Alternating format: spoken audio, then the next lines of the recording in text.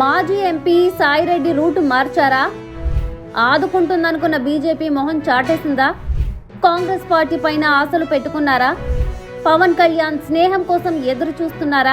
బీజేపీని నమ్ముకొని తనకు ఏదో గవర్నర్ పదవి ఇస్తారనుకొని బీజేపీ పెద్దలు మాట ఇచ్చారని చెప్పి విజయసాయిరెడ్డి తన రాజ్యసభ పదవికి రాజీనామా చేశారు. తీరా చూస్తే రాజీనామా తర్వాత విజయసాయి వైపు బీజేపీ చూడడం లేదన్న అనుమానాలు కలుగుతున్నాయి. దాంతో టెన్షన్ పడిపోతున్న సాయిరెడ్డి కాంగ్రెస్ వైపు కూడా ఒక విండో తెరిచి ఉంచారని చెప్తున్నారు. వైఎస్ రాజశేఖర రెడ్డి బతికున్నప్పుడు తనకు పరిచయం ఉన్న కాంగ్రెస్ నేతలతో ఆయన సంప్రదింపులు జరుపుతున్నారు. కొందరు ద్వితీయ శ్రేణి నేతలను తన వద్దకు పిలిపించుకొని మాట్లాడుతున్నారు. ఈ క్రమంలో ఆంధ్రప్రదేశ్ పీసీసీ చీఫ్ షర్మిలతో కూడా సాయిరెడ్డి టచ్ లోకి వెళ్లినట్లు, కాంగ్రెస్ పార్టీలో చేరితే పరిస్థితి ఎలా ఉంటుందని వాకపు చేసినట్లు తెలుస్తోంది. వస్తే తాను రికమెండ్ చేస్తానని, అయితే చేరికపై గ్యారంటీ ఇవ్వలేనని షర్మిల సమాధానం ఇచ్చారట. విజయసాయిరెడ్డికి ఇప్పుడు కొత్త భయం పట్టుకుంది. రెంటికి చెడ్డ రేవణ్ణి అవుతానన్న ఆందోళన ఆయనలో ఉంది. దాంతో ఇప్పుడు పవన్ కళ్యాణ్ ఏమైనా సాయం చేస్తారా అన్న దిశగా కూడా ఆయన ఆలోచిస్తున్నారట. పవన్ కళ్యాణ్ నాకు మొదటి నుంచి మంచి మిత్రుడు. రాజ్యసభకు రాజీనామా చేసి బయటకు వచ్చిన తర్వాత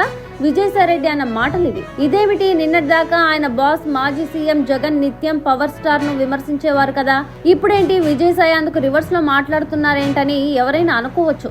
అసలు పవన్ మీద విశ్వాసంతో ఆయన సలహా మేరకే తాను రాజీనామా చేశానని విజయసాయి ఒకరిద్దరి దగ్గర చెప్పారట. పవన్ కళ్యాణ్ కుటుంబ సభ్యుల్లో ఎవరో ఒకరికి రాజ్యసభ సీటు కోసం తాను రాజకీయ సన్యాసం ప్రకటించాల్సి వచ్చిందని కూడా సాయిరెడ్డి చెప్పుకుంటున్నారట. ఈ క్రమంలో ఇప్పుడు పవన్ కళ్యాణ్ తన్ను గట్టున పడేయాలని ఎదురు చూస్తున్నారు. ఏదో విధంగా బీజేపీ పెద్దలకు చెప్పి ఒక పదవి ఇప్పించడంతో పాటు కేసులను స్లో చేయగలిగితే అంతకంటే కావాల్సిందేముంటుందని సాయిరెడ్డి అంటున్నారు. ప్రస్తుతానికి విదేశాలకు వెళ్లేందుకు సాయిరెడ్డికి కోర్టు అనుమతించడంతో ఆయన కొంతమేర డైవర్షన్ కూడా పొందే వీలుంది. ఇండియాలో దిగిన తర్వాతే అసలు కథ మొదలవుతుంది.